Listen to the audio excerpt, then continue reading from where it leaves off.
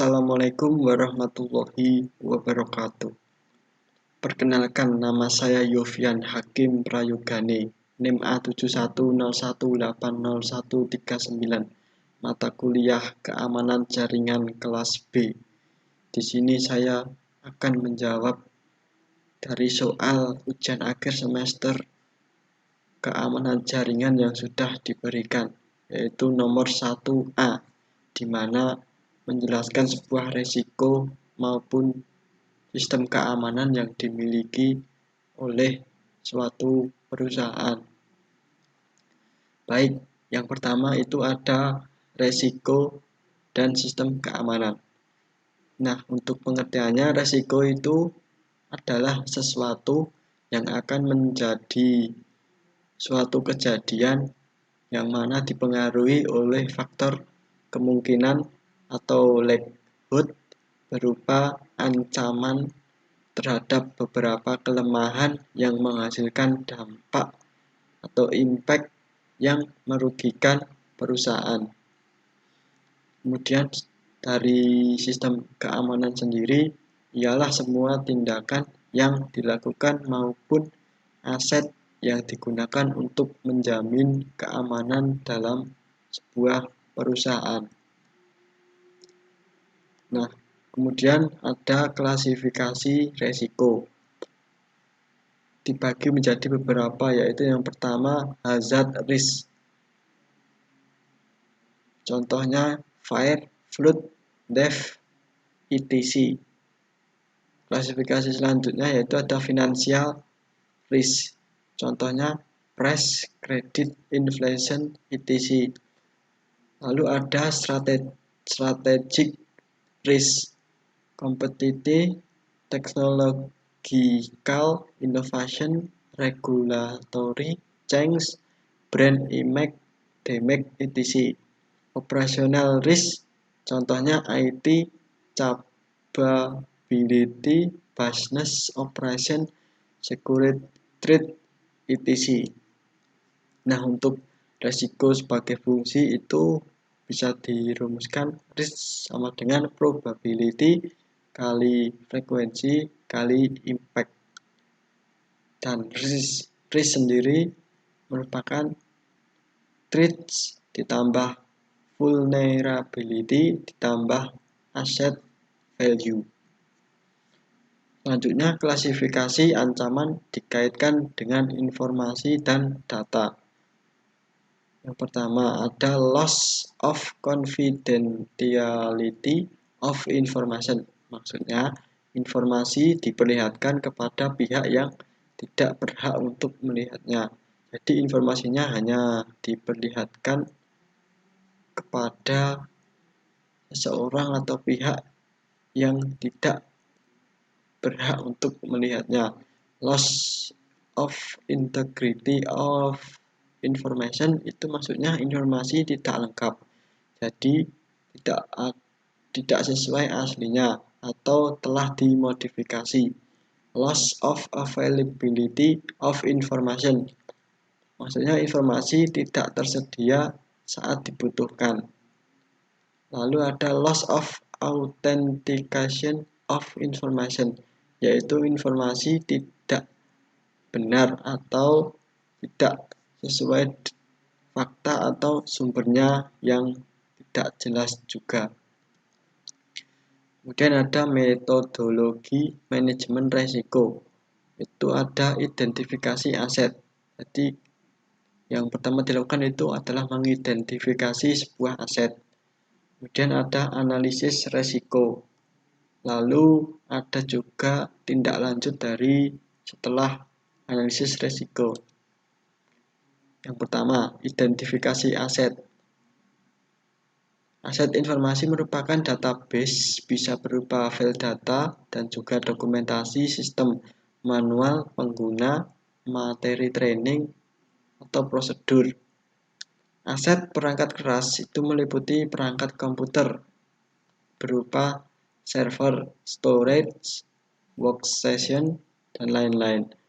Perangkat jaringan seperti router, switch, hub, modem, dan lain-lainnya.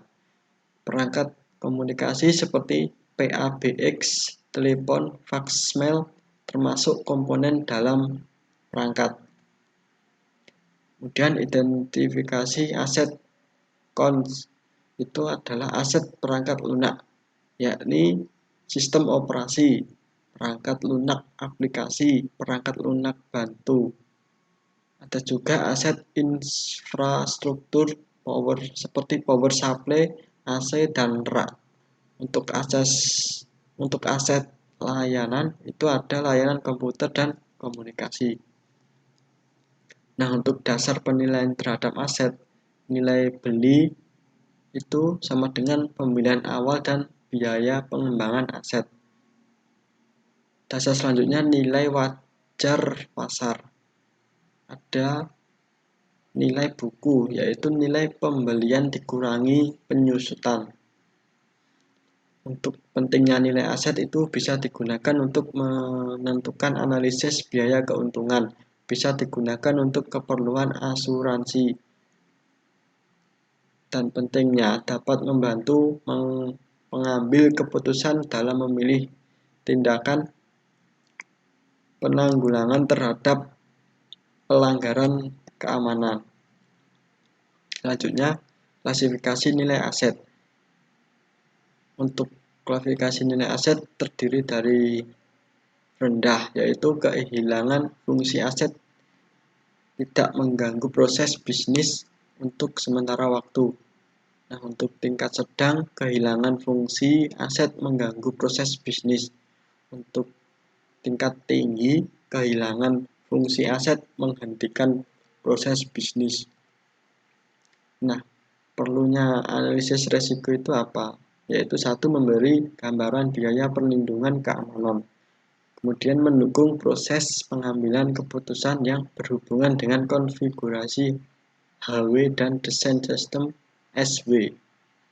Yang lain itu membantu perusahaan untuk fokus pada penyediaan sumber daya keamanan, menentukan aset tambahan seperti orang, HW, SW, infrastruktur, atau layanan.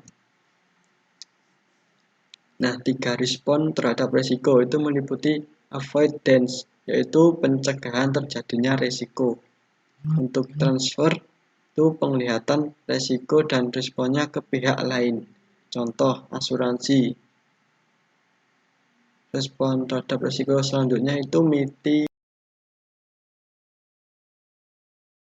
Nah, lanjut untuk pertanyaan nomor 1B, yaitu membuat sebuah kebijakan daripada hasil analisis yang sudah dikerjakan nomor 1A tadi. Nah, sebelum untuk membuat kebijakan di sini harus mengetahui prinsip apa saja yang harus dimiliki saat memanajemen risiko. Yaitu yang pertama ada bisa menyesuaikan apa yang harus dibutuhkan.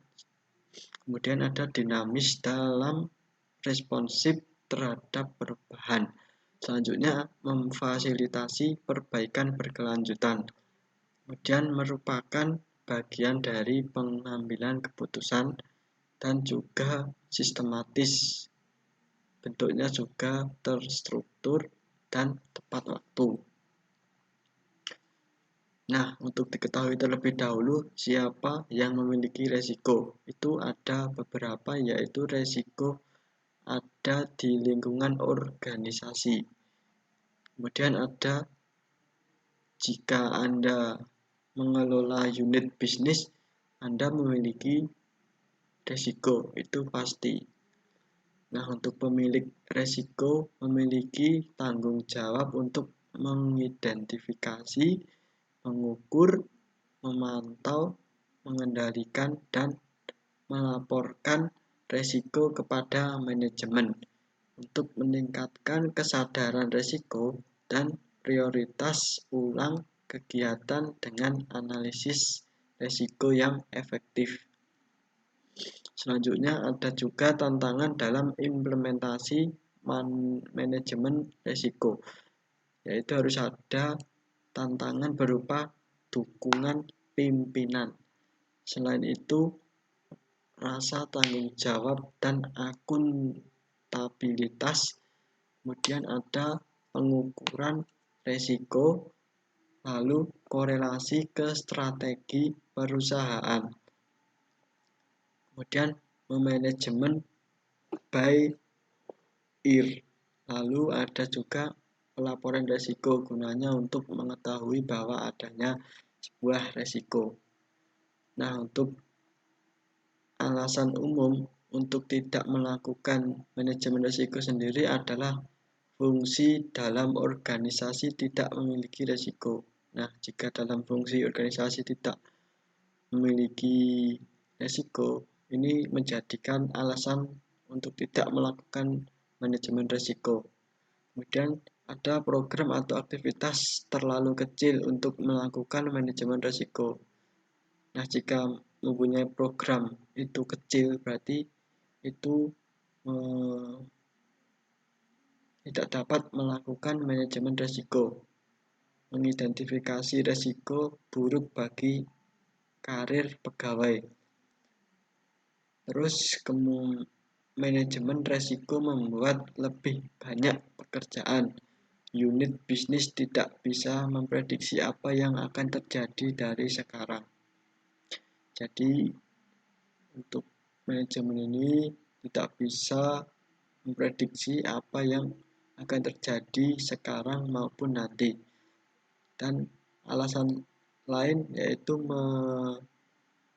menginstansi berencana untuk mulai menerapkan manajemen risiko tahun depan.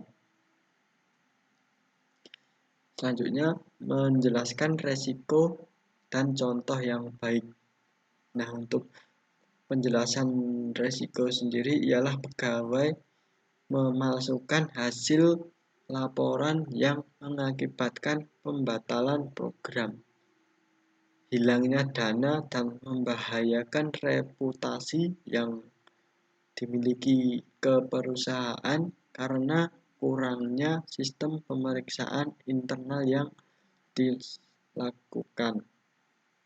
Dan itu contoh yang lain itu pertimbangan yang lebih baik dari sektor-sektor penyebab, mempertimbangkan kontrol yang dilakukan dan efektivitas yang terjadi. Sebagai contoh, kode staf dan perilaku profesional, mekanisme jaminan kualitas, manajemen reputasi,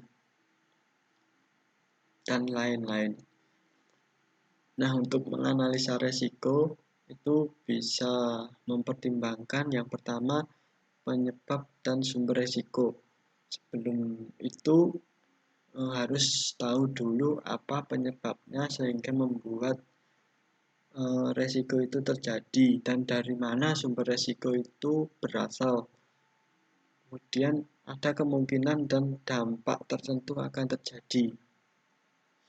Nah, resiko sendiri memiliki kemungkinan atau dampak yang signifikan untuk terjadi.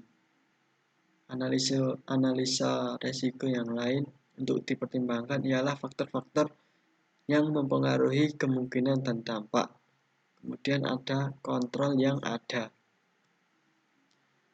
Nah, selanjutnya itu contoh tingkatan dampak atau contoh dari tingkatan resiko. Itu ada level 1 itu maksudnya insignifikan. Maksudnya itu kerugian finansial yang rendah ataupun berarti tidak ada kegagalan. Untuk level 2 itu minor, yaitu kerugian finansial menengah, gangguan kecil pada fungsi proses bisnis namun tidak signifikan. Level 3 yaitu moderator. Apa itu moderat? Itu kerugian finansial tinggi, penanganan perbaikan dibutuhkan required atau penundaan aktivitas. Dengan kata lain, proses tidak dapat dijalankan untuk waktu yang singkat. Untuk level 4 itu adalah major. Itu merupakan kerugian finansial besar, kehilangan kapasitas operasional. dan juga penundaan aktivitas atau proses tidak dapat dijalankan untuk waktu yang lama. Untuk level 5 itu disebut katastrofik. Maksudnya kerugian finansial yang luar biasa atau mendekati kegagalan.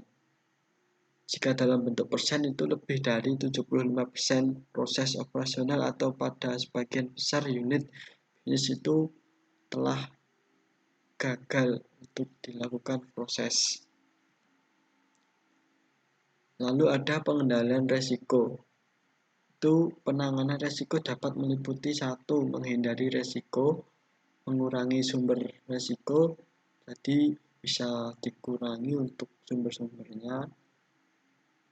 Lalu merubah kemungkinan terjadinya, lalu merubah dampak, dan berbagi resiko dengan pihak lain termasuk resiko keuangan. Nah, mungkin itu saja untuk jawaban dari soal 1B. Kurang lebihnya mohon maaf. Terima kasih.